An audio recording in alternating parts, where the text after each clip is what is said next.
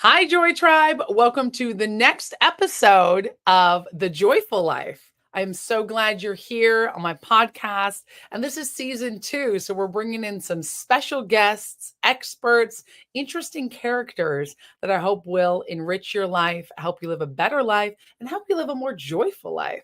My name is Joy Villa. I am your host.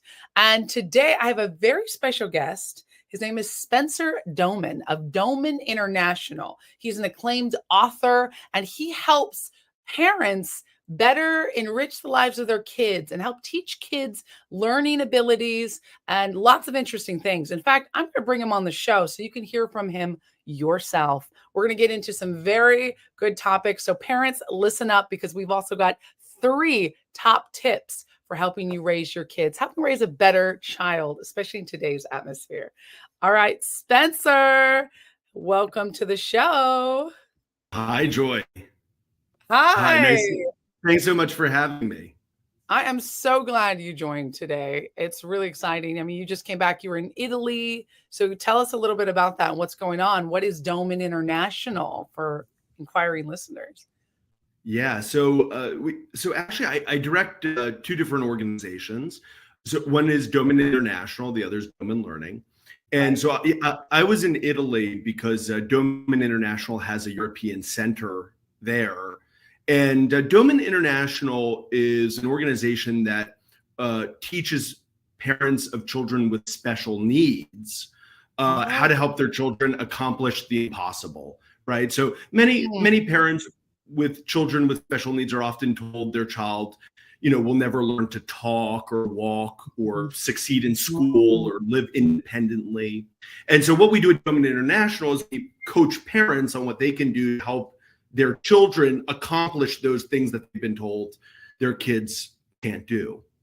Right. And at Doman Learning, we work with parents of neurotypical kids because we can probably get a little bit into the backstory and the history of how we got to this place, but we've learned a lot about brain development and the essential kind of early period in a child's life, the first 6 years when the brain is rapidly developing, and things that parents can do to help their children develop faster. And so, what we do at Doman Learning is we teach parents, how do you teach a young child who's 2, 3, 4 years old to read and do math and speak multiple languages? Yeah, even before we get much into this, because I know that we're going to have the 3 topics, and I think, if you don't mind, I'm going to call it 3 tips for helping your child to do the impossible, because I love that from you. Now, I know a little bit about Doman International and Doman Learning, but not as much as I would like to, because I have been a fan of yours. We were introduced by a mutual friend, Di, and everything I've learned about you guys and what you do is incredible. Now, I will want to say is like your profile is extraordinary. You're the grandson of the world famous Glenn Doman, who pioneered the field of child brain development, which is a big thing. You hear a lot of those words go around, but it's like, okay, what are the actual facts? What's the BS? Ciphering through or deciphering what is true and what is not is really tough, especially for parents these days. There's a lot of data out there. So I love that your grandpa developed and pioneered the field of child brain development, pioneered it. You have authored 3 books, right? The Doman Method, From Special Needs to Wellness, 2 books, and Answering Autism. You've taught parents of both special needs children and neurotypical children from over 80 countries. Wow. So you haven't done that much, Spenser, in your young life. Started. So you coach parents on how to raise brilliant, confident, and healthy children in the modern age. I love that. Yeah. And Joy, like you mentioned, it all started with my grandfather. And he was just a man well beyond his time. So in the 1950s, he started talking about the human brain and how it can change when you give a person stimulation. When you challenge a person, you give them opportunities that they wouldn't have otherwise had. This is now a phenomenon most people have heard of called neuroplasticity, the brain's ability to change. And it's an amazing ability that humans have.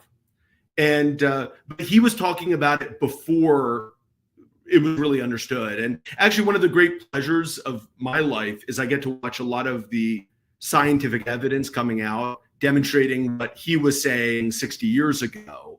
And so we're just about teaching parents, like, what are those best practices to help a kid have the best brain development. Well, that's interesting because you have something called the Doman method, right? And I know that it's a method where, like you said, you can teach a 2-year-old how to read. Is that part of the Doman method?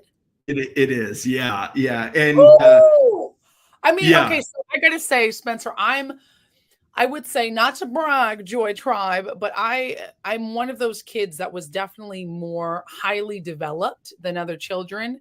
I really came into this life with a lot more knowledge, a lot more, I would say maybe not even more knowledge, but more ability to absorb knowledge. I was always busy. My mom said I was always in the crib, like creating things, stacking my toys, like figuring out scenarios. And I've always been that person.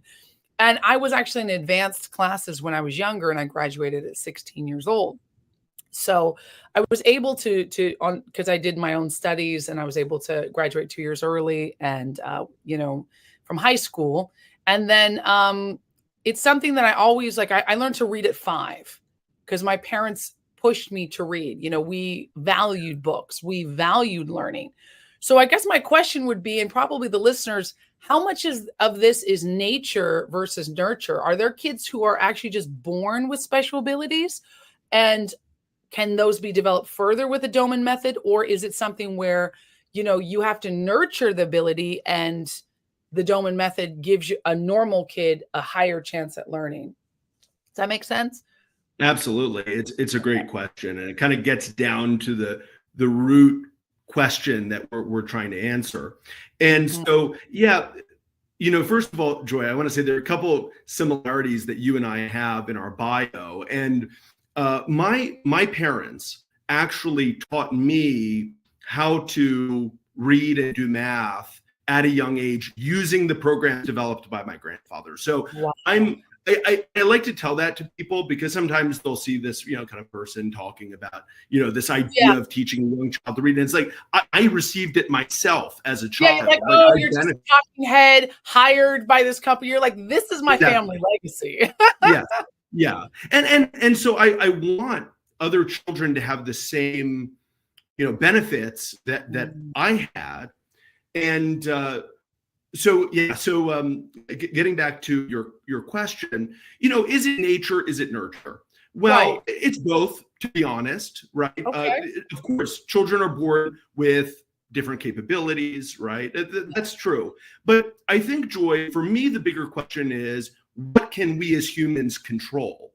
And the nurture part is not only something that we can influence, it's something we can influence greatly. Okay. Ooh, and so just to give you an idea, right? Going back to what you just talked about in your own story, you were a brilliant little kid. And I'm not even saying that because you're Joy, right? It's because little kids they're sponges, right? They are. They are like babies' brains. That's right. Mother Nature's created the baby's brain to take in information at an incredible rate.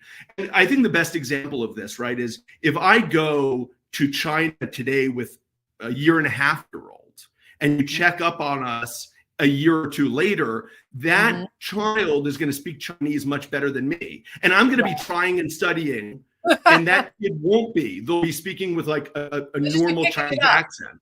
They'll just be picking it up. Exactly. It's so fascinating how we know now that the child's brain is a sponge. We know that, I think it's before 6 years old is the best time to learn a language, right? So does that translate to reading? How does that translate to teaching a child to read? I know you can't give away all your secrets, but how would you begin to teach a 2-year-old to read? Would it be audible and then it would be visual, or? So when we're talking about kids learning languages, right? They're linguistic geniuses. All right. Yeah. Little children can learn multiple languages with ease. Now, reading is just the visual form of language, right? For example, if I hold up this word for you, right? Yeah. Your brain And is for our looking at that listeners of word. the podcast, he is holding up the word doctor. Thank you. Yeah. So you're looking at that word and your brain instantaneously recognizes it as the word doctor, and you understand what that means, right? Yeah. And so the wild thing, my grandfather found out that tiny kids could learn how to read well before their school age by accident. Okay, because he happened to meet a 3-year-old child with who had a brain injury. He had a diagnosis called cerebral palsy. And the 3-year-old read for my grandfather because his parents had taught him how to read at home. And my grandfather was shocked. And it led him on this road to creating an entire methodology about early reading. Wow. And what year was this when your grandpa was looking at what? Yeah, this would have been the late 1950s. Yeah. Okay, wow. And so back in the day. Back in the day, yeah. And in 1964, he wrote a book called How to Teach Your Baby to Read, which has, it's been read by over 5 million parents. It's translated into 22 different languages. It's well known. And that's the information my parents taught me how to read with. But getting back to the point about a child being a linguistic genius, right? Yeah. So reading is a visual form of language. And so what we found is if we teach a child to read words and we teach the words to them in a repeated way. So I'm holding up this word doctor.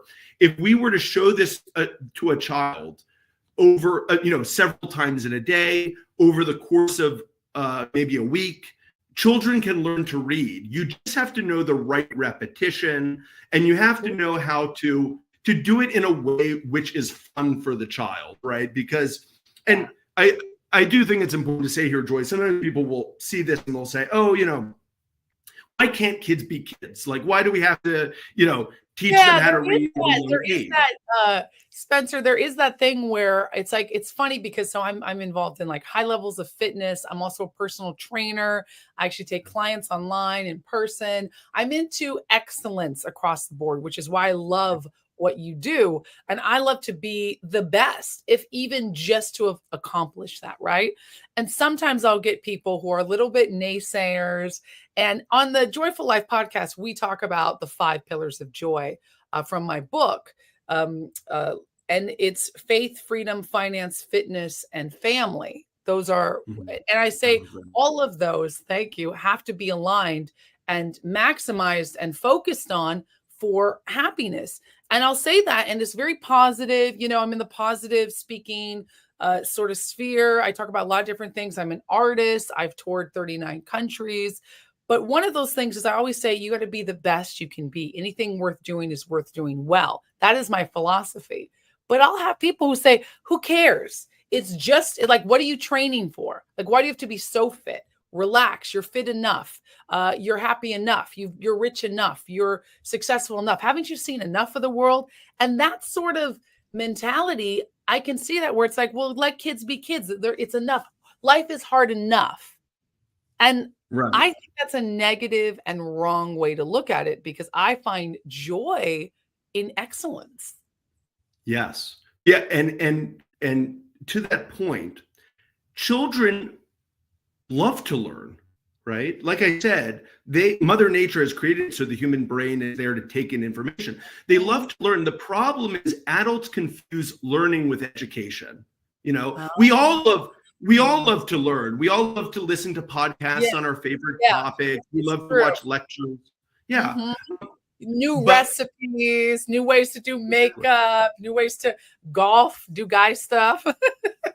Exactly, because we love to learn about things that we're interested in. And so when you're teaching a child to read, a few things that we do when we're teaching children to read these words, we keep sessions very short. So sessions are usually less than 10 seconds long. Because when people think back to, when people think back to first grade and they're like, oh, I didn't enjoy going to class. Very often that's because you were sitting in a chair for 6 hours at a time. Children Mhm. aren't really meant to learn that way. They're meant to learn in No. short sessions and then be given breaks. And Wow. yeah, so going back to your point about why can't kids be kids? Kids love to learn. They're meant to learn. It's really for us adults to know what is the best way to teach them so that they can learn as quickly as possible, how to Right. make it fun for them. Because that, Joy, when I talk to, having grown up educated on the Doman method by my parents, I've Mhm. gotten to know a lot of, now adults, but people who grew up, being taught this way like I am. And when they look back at that time, they really, the thing they tell me most is, I'm a curious person. Like, that's how it's changed my life the most. I want to learn about things. I'm confident that I can learn. I got to pick the job that I wanted, in my life. Many people can't do the work that they'd want to do because they don't have the education or the capabilities to do it. Mhm. This Mhm. program, teaching a child at a young age, allows them, it basically unlocks the child's abilities so that they can pursue whatever they want in their life. Wow. And for our listeners, domaninternational.org, right, is the website. And I encourage you guys to go out there, look, because there's incredible resources. You do courses, you have books, you've got incredible resource just on the website, because it talks about how, the story, you talk about, all different things for the child. Now Doman International deals with, which one deals with, Special. Yeah. So yeah, I'd say to parents, if you're interested in children with special needs, that would be domaninternational.org. okay. If you want to learn, if you have a well, healthy child and you want to learn, how do I teach my child reading and math and, how do I bring a world of knowledge into my home and teach my child? Yeah. Go to domanlearning.com. Domanlearning.com is Okay. for all Great. children. Thank you Yeah. for that. And I'm going to add those banners to the live, to these podcasts as well, for our viewers watching on YouTube and Spotify. We've got visual access too. Our listeners are listening, some of them are watching. So domanlearning.com, for the sort of, you have a term for, you said Neuroplasticity. right, but also what is the kind of normal kids? Oh, neurotypical. Yeah, neurotypical is the Oh, term yeah. which is used for people who don't have any kind of neurodevelopmental issue. Right. And would it be Yeah. neurodivergent? Is that a term you'd So use? neurodivergent, yeah, is a term used for people with, developmental disabilities, but Okay. having to do with brain ADHD. development. Yeah. Okay, so that would be, Yeah. so we're talking neurotypical, which would be your average child who doesn't have any issues with their development. Go to domanlearning.com. And that is really a fantastic resource. I really highly recommend it. Joy Tribe, if you have children, if you know children, you're around children, and also for adults, because it does, looking at the website, seeing, oh, wow, I can still learn. I can still grow. It's not just for kids, right? It's quite an interesting and beautiful thing. All right, so I want to switch gears a little bit and get into the 3 tips for helping your child do the impossible. You've got some spicy, I don't know if they're spicy. I like to say spicy because you got some fantastic, beautiful tips for us, right, Spenser? How can a Yes. parent out there who's listening is going, oh my goodness, this is amazing. I'm interested in the Doman method. I'm interested in Spenser and his family's legacy, especially because you're the guinea pig and it works. Obviously, you're very intelligent and young and successful. And you're not, I think also people think, I'm just going to throw this out there. People think smart people or highly developed children turn into weird people, because that's what Yeah. Hollywood has shown us, right? I don't know if you've gotten that. It's like, oh, That's I right. am very smart, but they can't make eye contact. And it's just Right. like, yeah. And I'm like, okay, there's another thing of being an introvert versus an extrovert. I don't know what your views are on that, but I found that knowing what I am, and I would imagine my future children are, can help as well, because I'm actually an introvert.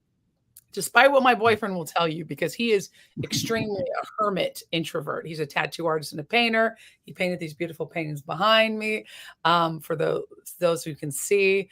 But I am an introvert because I know as a child, I spent a lot of time by myself and I enjoyed that the most. Painting, drawing, creating music, just thinking and creating in my own world was my favorite thing to do. And my social battery would deplete with people rather than recharge. So that's the difference. And I talked about that on my podcast. But I would say I learned the ability to be extroverted. It's a learned thing. So I do believe in the power of learning, in the power of growing. You don't have to be stuck with a disability or something you would perceive as a disability, because we're just talking about regular people. But even your regular child, if they are not social or can't seem to learn, they're too hyper, normal child, quote unquote, problems. I don't believe you have to be stuck with those. I believe introverts can learn to be extroverted and personable, because it doesn't mean you don't like people. It just means you have to learn how to have boundaries, right? So I went off on a little tangent there, but I thought you might appreciate that, because I feel like I can tell you anything, Spenser. So what are the 3 tips for helping your child do the impossible? Well, let's start with something that's simple and something any parent could do starting today. And it really kind of goes to the heart of that. We're talking about the baby's brain being an absorbent sponge, which it is. And to say this in a short way, I tell parents, make every moment into a teaching moment. Okay. So this is something you can do in your home. It's something you can do when you're out, but simply orienting your child, explaining things to your kid, okay, in a sophisticated way that will stimulate the child, right? So not talking to them like they're a little kid, right? Not talking down to them. That's right. Yeah. I have a 14-year-old nephew, and once someone heard me talking to him, and he was 20 months old at the time, and they said, if he's 20 months old, why are you talking to him like he's 20 years old? And what I said to the person is, well, first of all, the richer the vocabulary that I speak to him with, right? The more things that I teach him about, the more stimulation I give him, that will greatly enhance his own intellectual and cognitive development. Absolutely. But just as important as that, little kids understand by the way people speak and interact with them if those adults respect them. Okay. And children, of course, children desire to be loved, right? In most families, and most parents love and adore their children. And so most children get that need of love from their family. But there are many children that aren't respected. Okay, so they're talked down to, they're patronized, they might be lied to, and and children understand that they understand it intuitively. And you'll notice children will gravitate toward adults that really respect them, and usually away from people who disrespect them. Right. And when you are explaining things to kids, first of all, you cannot hurt a child by explaining something to them, right? It doesn't hurt if you're walking outside to say to your child, "Oh, that car that's passing, that's a Kia. Oh, look, that's a Volkswagen," right? Or labeling things like saying, "Oh, that's green. Oh, look, the sky is blue, the clouds are white," right? Those kind of labeling activities is something that any adult can do. But children take in information, and not only does it build their intelligence, it makes them more inquisitive. They start asking questions, Wow. I love and children ask brilliant questions. I got to say, this is such an important topic, and I mean, such an important tip, because I realized too, what you said about giving children respect, like granting them that respect, is so important. And my dad, God bless his soul, my dad was my best friend. and a minister and a teacher and an actor in his life and a salesman, a company owner, but he was mainly a minister. And the last 15, 20 years of his life was in full-time ministry before he passed away about 16 years ago. And he was my best friend. And he told me, he said, I talk to you and your sister and your brother like you're adults, because I don't think you're stupid. And we don't use words like stupid or dumb because that's not you. And he would tell us that. He was that dad. And I know that I was gifted with certain abilities, and I definitely have great genetics for physical stuff and for learning, but that nurture that brings us back to what we talked about. Oh my goodness, he did this stuff intrinsically. Like he already naturally would be like explaining and teaching constantly. So I looked up to my dad as my mentor. And my mom, she came from a very broken background. She suffered from mental illness. She was, paranoid schizophrenic. So I talk about that in my podcast quite a bit. And growing up with her, it was a balancing act, because my dad was so strong and stable and such a parental figure, very disciplinarian, Italian, Argentinian. And my mom, African-American, was almost like a sister sometimes. So I would teach her, but I definitely was in the middle to where I had to help my mom develop. Like she would go in and out of social situations, in and out of consciousness and different things. And she really suffered, but because of my dad's ability to teach me and not for me to feel like I'm an idiot. First of all, he didn't make me feel like an idiot ever. Neither one of my parents did. And then they also taught me, like, assuming I didn't know about something, but not that I'm dumb because I don't know. Yeah. Yeah, for sure. And even when you were telling your story, Joy, and not knowing anything about your dad, I knew that you must have received that from your parents, because you were saying, even when you were a young baby, you were kind of exploring and you wanted to learn about the world. And you were reading by 5, but to read by 5, someone needs to read books to you or hand you books, at the very least. Both my parents. Yes. Yeah. Yeah. And so, and like you said, the way your dad talked to you made, I'm sure, a huge, huge difference. And, talking about this thing about how children desire respect from their parents more than anything else, I think most adults can relate with this. If you're kind of like talking on your phone with your parent and they say, oh, I love you, honey, you'll say, yeah, okay, Mom, I love you too. Hang up, that kind of thing. But when a parent looks at you and they tell you, and I'll try not to get emotional saying this, please, if they put emotional, that's okay. If a parent puts their hand on your shoulder and says, I am so proud of you, that it just like you just feel like an explosion in your heart. And that's because as children, again, if we grew up in a sane, loving family, which most of us are blessed to do, we expect love from our parents, right? We expect it because it kind of came with the territory. But all of us have an innate desire to be respected by our parents.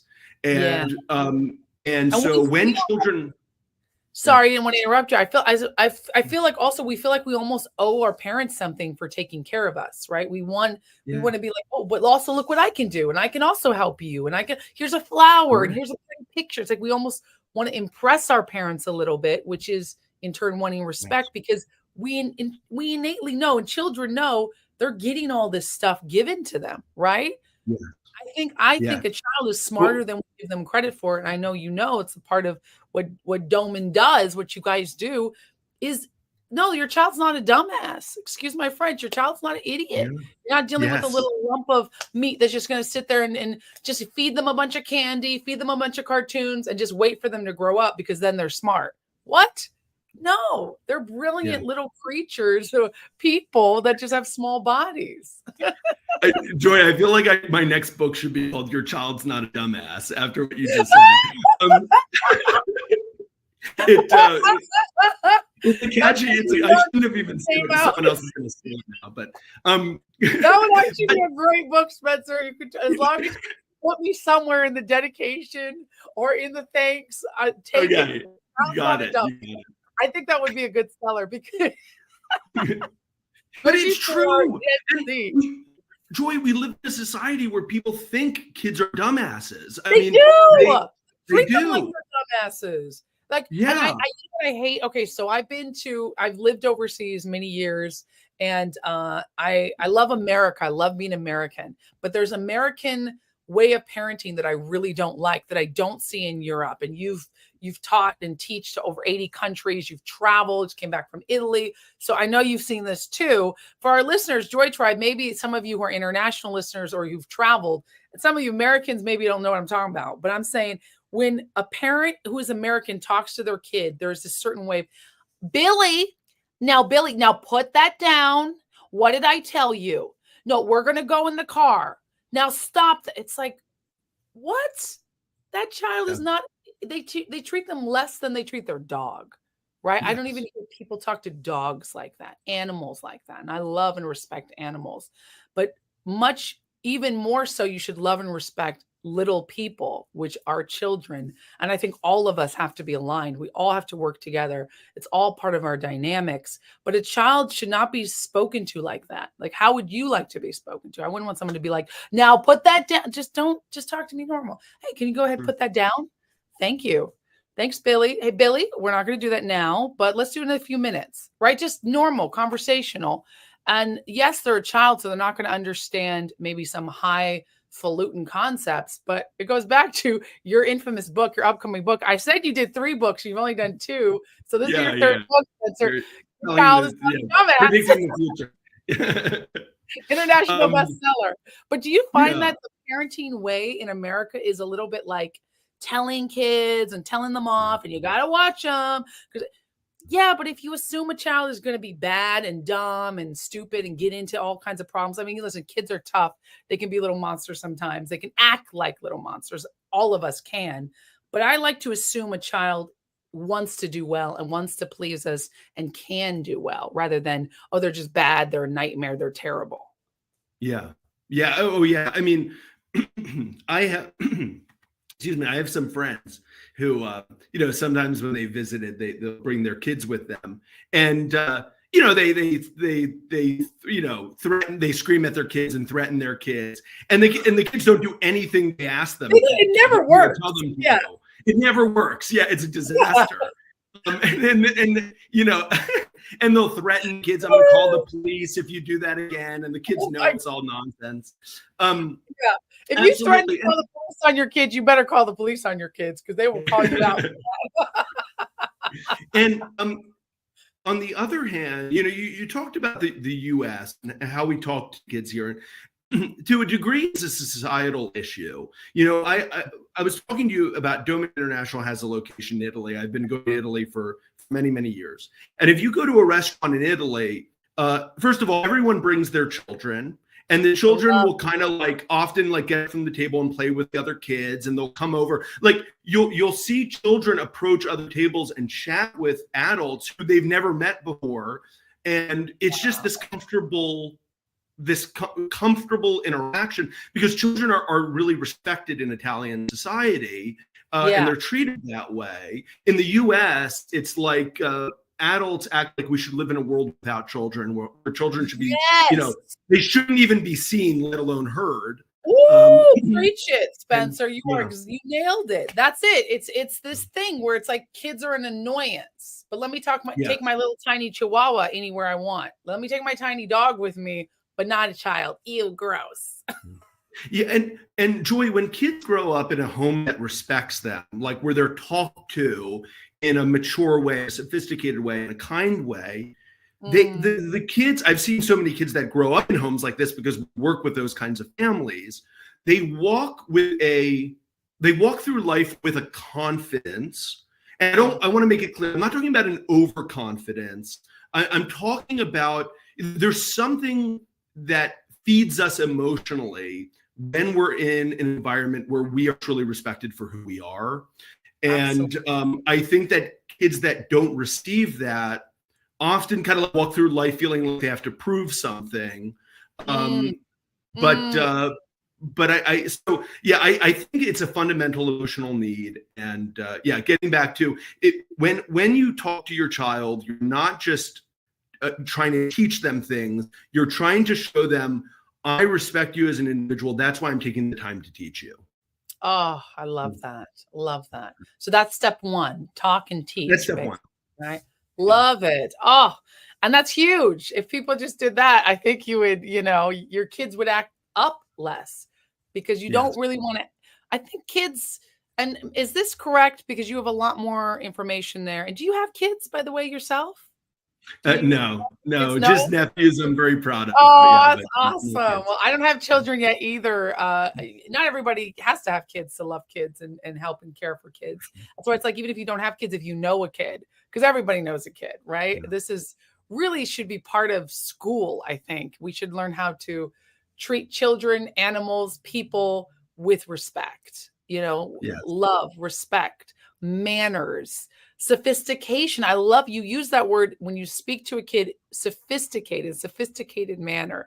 And I just was like, ooh, I love that. It just creates a sense of I'm doing something noble and worthwhile and respectful and sophisticated. It's an air of being, it doesn't, you don't even have to be rich to act rich, to act wealthy. It's like, it's a wealth of abundance. It's an abundance mindset where you are imparting knowledge to generations. It's something where our ancestors and many other tribes in different places. I lived in South Africa for a long time. I lived, overseas in many places, Denmark, opposite places in the world, but both have this tribal sense, and tribal's thrown around as a bad thing, but I call my tribe Joy Tribe. My listeners, my followers, my fans are my Joy Tribe, from my music to my podcast to the things I say, my public speaking, my fashion. And I think a tribe is a group of people who support each other, accept each other, love each other, and appreciate each other's differences. It's a group. So I do think that coming back into that tribe mindset, that child that lives across the street from me is my child too, and I should be helping speak life into that child, even if they didn't come out of my body or I'm not paying their bills, rather than it's just a stranger, right? Because I don't believe we're really strangers, especially children. Children need to be loved and protected and taught, because the truth is not a lot of people did grow up in beautiful homes, but a lot of people grew up in terrible homes and beautiful outside home life, but troublesome inside. And I remember every single person that was nice to me when I was a kid, who gave me that love, who treated me with respect and said, hey, and talked to me. Like a kid soaks that up. Children a lot. They do. They're precious. We can get emotional on the Joyful Life podcast, Spenser. So I want to have children and I want to use the Doman method. I want to learn the Doman method from our mutual friend, Di. Shout out to Di. I'm sure she's going to listen to this podcast. Yeah. And she told me about it. And I was like, oh my goodness, when I have children one day in a not too distant future, I will apply the Doman method. I want to be able to help my children do the impossible. So segue to tip number 2.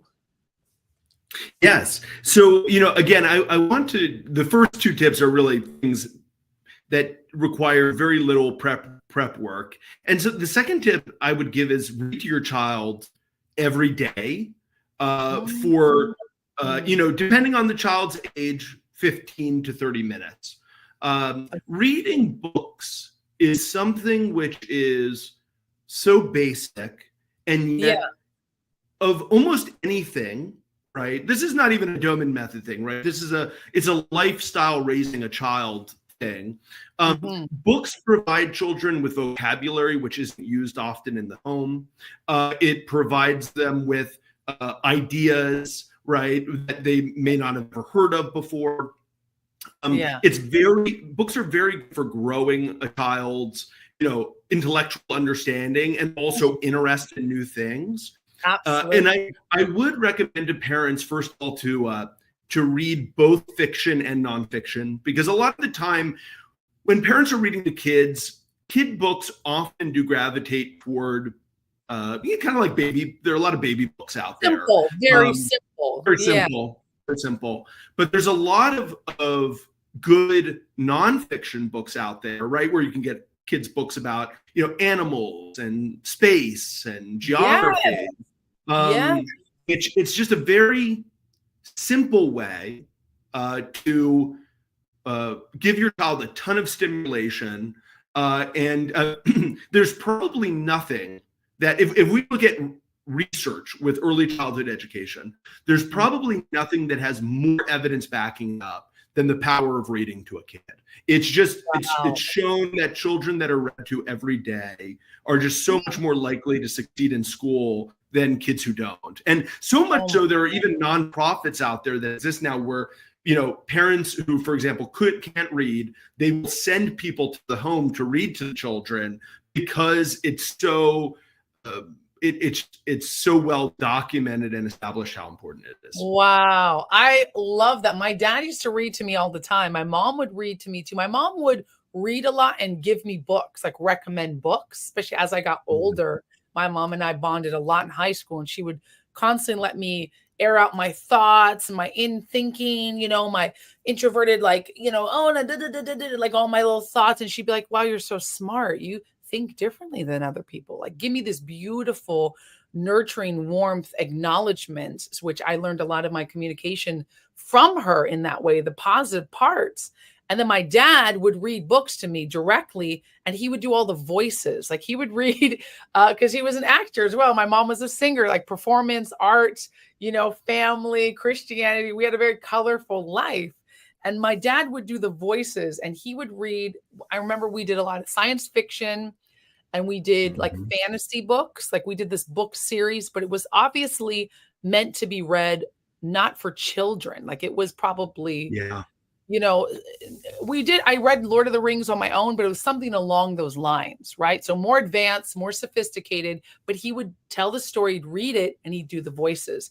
And I was probably 8 or 9 years old, and this book was definitely meant for a teenager at least, That's right, because even kids who can read, there are books out there that may not have the reading level yet to read it. They're able to understand it if it's read aloud to them.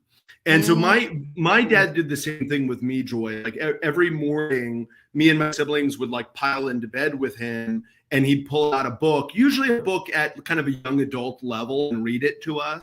Yeah. And again, it's one of these simple things that you can do. It's also a great thing if there's a working parent who doesn't get a lot of time with their kids. It's something that you can easily do in the evenings. So simple, but bonding time. You're right. It is bonding time. Beautiful. I love that. Yeah. That's incredible. So tip number 1, talk to your children as if they are adults, basically, right? Is that what you would say? And make every moment a teaching moment. Yeah, make every moment a teaching moment. That's right. So it's like teaching. So talk to your child, talk and teach. Make every moment a teaching moment. Yeah, that's a key. Right.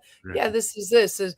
And also, parents, we have a lot of weird facts as adults. Like, I love being an auntie. I love being a big sister type. Like, I love children around me. And eventually it's like mom energy, right? Big mom energy. Yeah. I'm not a mom right now. I love teaching kids, and I love being able to show off a little bit to somebody and teach them something. Like, a grown-up's not going to care, but a kid, oh my goodness, they soak it up. They love the attention. They love learning.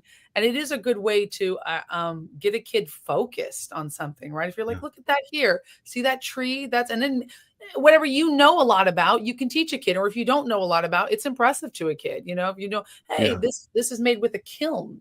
Kiln is, and then the kid goes, oh, really? Yeah, maybe we'll do that one day. I think doing activities and talking about activities and doing stuff rather than having a kid watch an iPad all day or TV. Which we were not allowed to watch a lot of TV as a kid. It was like we went through years of our life where we had no TV, only movies, and that was movie time, like the weekends. And we'd rent a bunch of movies, and oh my gosh, the 90s and the 2000s, the great movies, right? And and then we went, like, TV was so few and far between. And when we did watch TV, it was like the radio. We were only allowed to listen to like oldies and like old movies. So also the inflow of stuff was like more weird, quote unquote, than a lot of these like violent, over sexualized, crazy movies and TV shows that were classics growing up. I didn't watch them until I was well into my late 20s or 30s, because I was like, oh, I watched. I watched Back to the Future. I watched silly, fun movies. We watched Disney films, and only with parental supervision, really. We were never left alone to just watch TV. So we were left alone with books a lot. So that is really good. So number 2, read to your kid. Love that. Love that. Yeah. And if you're okay, Joy, jumping into number 3, it also relates to reading. And number 3 is teach your child to read as soon as possible. And it doesn't matter if your child is 1, 2, 3, 4, 5 years old. Your child is ready to start learning how to read now. Wow. And by the way, this is something as I said, my grandfather discovered it by accident. But now this has been demonstrated with brain research, because the area of the brain that we use to read is called the visual word form area. It's a tiny area of the brain, but when you read a book, that's the area of the brain that's at work. Wow. The wild thing is, when a baby is born, that area of the brain is already developed and organized. So it's ready. It's ready to start learning how to read right now. Wow. Which is, it's really wild, because, when a baby is born, right, for the first couple of months of life, the baby sees very poorly. But the wild thing is, the brain is already wired to learn how to read. They don't even see yet. So yeah, it's really wild. And why our brains are wired to read, that's a whole different conversation. The fact is, they are. And so why not start now? And so that at Doman Learning, what we teach parents is that if you want to, I'm holding up my word again, doctor, right? And nice. for everyone who's watching right now, they'll see that the word is written in large red letters, okay? Yeah. And that's done for a reason. When print is large, it's easy for a young child to see, right? Because why do little kids, right? If parents all around the world read their kids' books every day, why doesn't every tiny child learn how to read, at 1 year of age? Good question. There are 2 big reasons. The first is that in a book, words and pictures are on the same page. So the child is often looking at the pictures, but they're not looking at the text, right? Because the pictures are colorful and exciting. Yeah. Ooh. And so they distract from the text. Yeah. But the second reason is the print is tiny. It's too small for a young child to be able to read. And so when like a third, probably, huh? Exactly. And so when you take, show a child large red print, right? It makes it easy for the child to see. It makes it easy for the child to learn. And so at that point, all you have to do is teach it with the right repetition, and the kid learns how to read. And so, wow. You say the reading is just recognizing that sound with that image. That's correct. That's right. Wow. I know that a lot of us are taught to think that for a child to learn how to read, first they have to learn all the letters, and then they have to kind of learn how to sound out the letters. But actually, the way the brain reads is by looking at entire words, right? So if I show you the word elephant, and people can even, if you want to right now, you can picture in your mind what the word elephant looks like. You can see the word in its entirety. Like you don't need to go letter by letter to read the word. That's how we read. But often in the educational system, unfortunately, we kind of go about it in a way which is unnecessary, that makes it harder than it has to be. And so with Doman method reading, we're just making it as easy as possible for the kid to learn how to read. And so brilliant. And so if people are interested in learning more, go to domanlearning.com, and we have a reading. It's called the Reading Before School course, where we explain, how to go about teaching a child how to read. And I'll also throw out there, thank you for mentioning my books, Joy, but I did mention also my grandfather's book, How to Teach Your Baby to Read. And that book it's a bestseller. It can be found online. So the book is a great resource, but I also check out domanlearning.com as well. Oh, I love it. So How to Teach Your Baby How to Read. That's the did he write in 1963, you said? Yeah, 64. And then there were, he released revised, editions as the I love years went on. it. I love it. Yeah. Well, Joy Tribe, make sure you check out domanlearning.com. That's Doman, Doman, learning, learning.com. So you can check this out for yourself. I mean, it's blowing my mind. This has been such an incredible interview. I am so glad, Spenser, you joined us. I mean, you are a guinea pig of your grandfather's work, so it obviously works.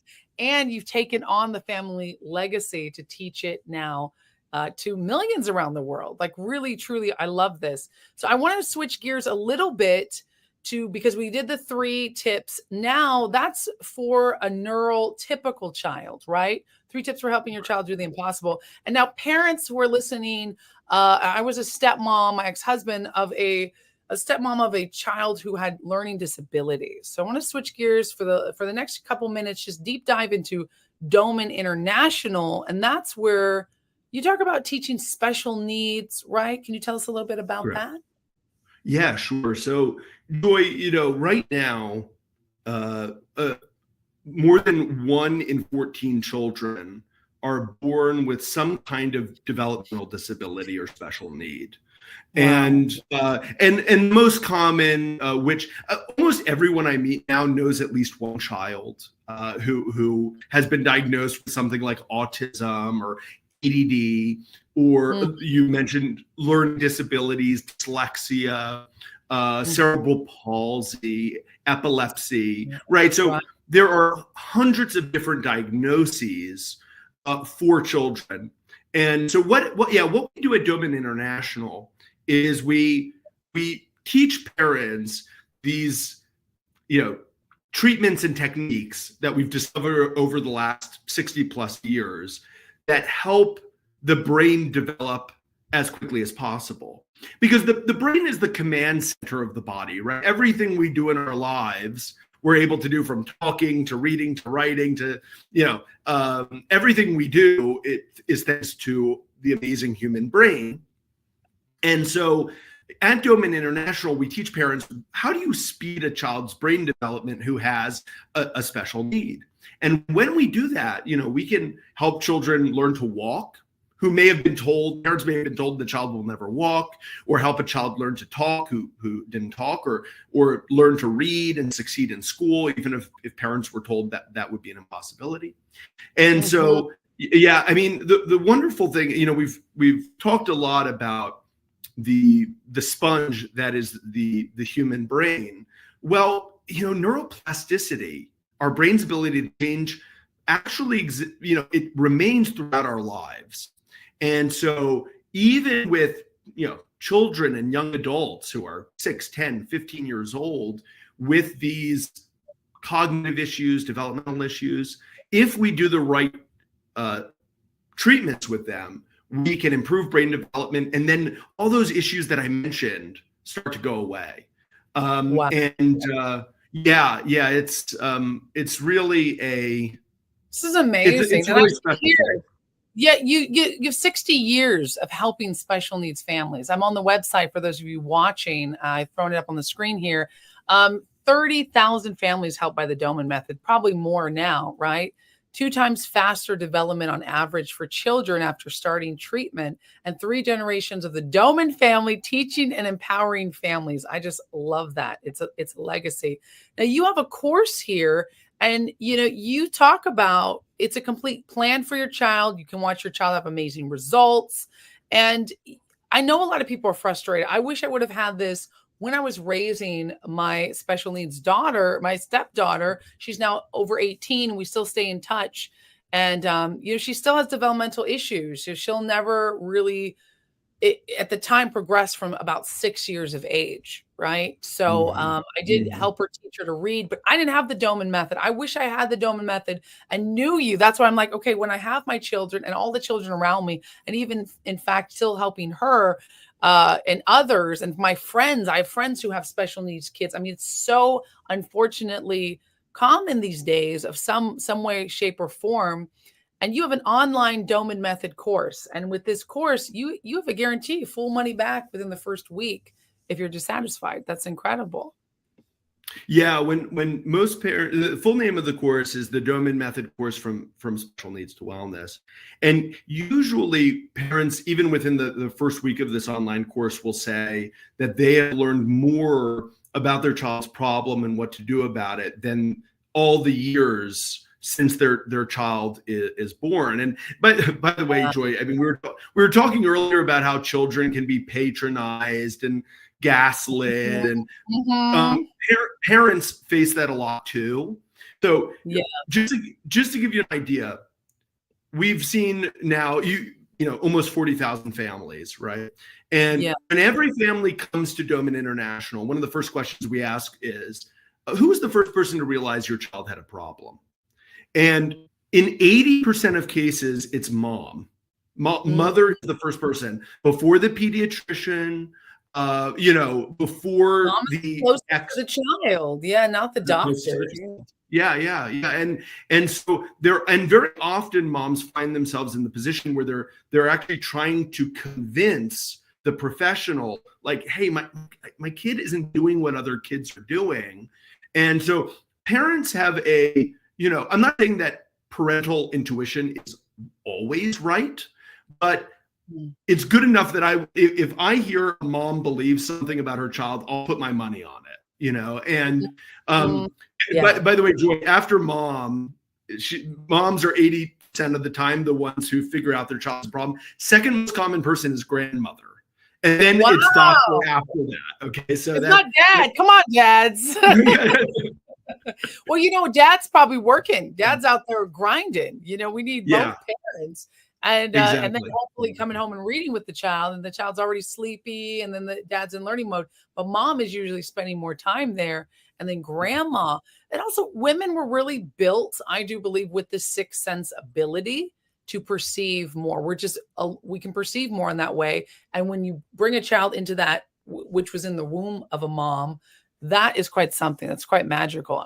Do you think parents get gaslit? Moms get gaslit, into thinking, no, you're right, your kid's fine. All the time. You're told your child's fine. All children develop differently, And then by the time that the professionals figure it out, the child has already lost crucial time.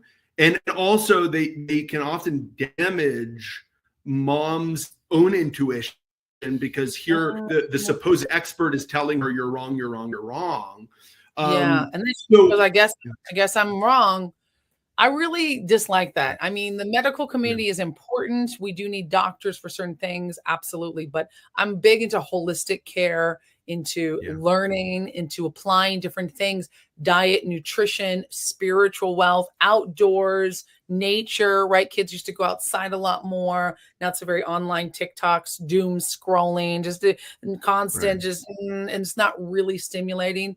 But if you notice you're applying all these natural things, Joy Tribe, and you're doing what you can do and you're enriching your child, but you still sense something's off, would that be the time to reach out and do something like try this course, which is helping millions of families, thousands of families? I say millions because I bet it's helped a lot more people than they'll tell you, and I can foresee it helping a lot of people, including my family, which I'm excited to do this course and to help out. And Joy Tribe, whether you are going to have kids or not, thinking with, if I have a child or if I know a child who's special needs, I can help them. That already changes the perspective, right? It's like, it's not impossible. There's something can be done about it. You have books on it. You've got the Answering Autism book behind you. Is that from you? Is that one of your books? Yeah. So I wrote Answering Autism with my dad, Douglas. Actually, both books behind me I wrote with my dad. Wow. So we have the Doman Method from Special Needs to Wellness, which is, I'll hold it up for the people who are looking. And so if you have, this is the book to read if you have a child that you love who has any kind of developmental issue. Doesn't matter what it is. This is the book to read. And then if you specifically have a child diagnosed with autism or ADD, I recommend this book, Answering Autism. because it gives, and our books, by the way, are practical. They're really about telling parents, what to do about their child. And Joy, you mentioned, should a parent reach out to us? Yeah, absolutely. I mean, if they have any kind of concern, even if they're unsure, they're just concerned, does my child have some kind of developmental issue?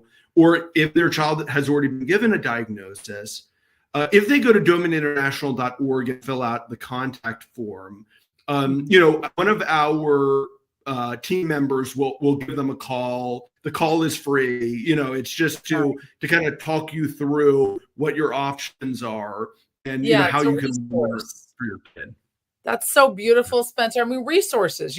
I do believe it takes a village to raise a child. Yeah. And when you have a special needs child, it might take, a city. It's a tough thing. So my heart goes out to moms and dads out there, parental units, caregivers, uncles, aunts, families, because everyone gets affected when a child has special needs. And that child, doesn't have to be trapped in that forever. So something can be done about it. That's so beautiful. And don't forget to look out for that book. Your child's not a dumbass. I do. I'll get working on that one. You got to get on that. Spenser, you've been amazing. Is there anything you'd like my audience to know, which I hope becomes your audience, Joy Tribe? Check him out. He is so fantastic. Thank you for taking time out of your busy, successful schedule to talk to me. I hope to be able to meet you in person one day. And I foresee a lot of activities with Doman International and the Doman Method and Joy Villa and Joy Tribe. And I just want to do more to shed light on something that is positive, non-drug, non-governmental, interfering, but actually nurturing and helping the child and the parent. Absolutely, Joy. Yeah. And so, if any parents want to learn more, check out our websites, domaninternational.org, domanlearning.com. And Joy, thank you for spreading joy. That it's really, in the end, even my work with parents, it brings me joy to see families happy. And I agree, the 5 things you outlined earlier, they're kind of your priorities. I think they're the 5 F's. I'm not sure if there are 5 of them, but faith, freedom, finance, fitness, and family. Yeah, that's right. That's beautiful. 5 Pillars of Joy. That's my book that is for pre-order at joyvilla.com. Thank you. I'm glad you like that. I'm going to send you a copy too once it's done. Comes out this year. Well, thanks. Just keep doing what you're doing. Oh, thank you, Spenser. I appreciate that. Well, you've been incredible. Joy Tribe, thank you for joining us on another episode of The Joyful Life. And we'll catch you in the next show. And don't forget to join us on YouTube live every Wednesday at 6 p.m. Eastern Standard Time, 3 p.m. Pacific Standard Time. And reach out to Spenser because he would love to hear from you. All right, Joy Tribe, you are loved, you are beautiful, and I'll catch you in the next episode of the Joyful Life podcast.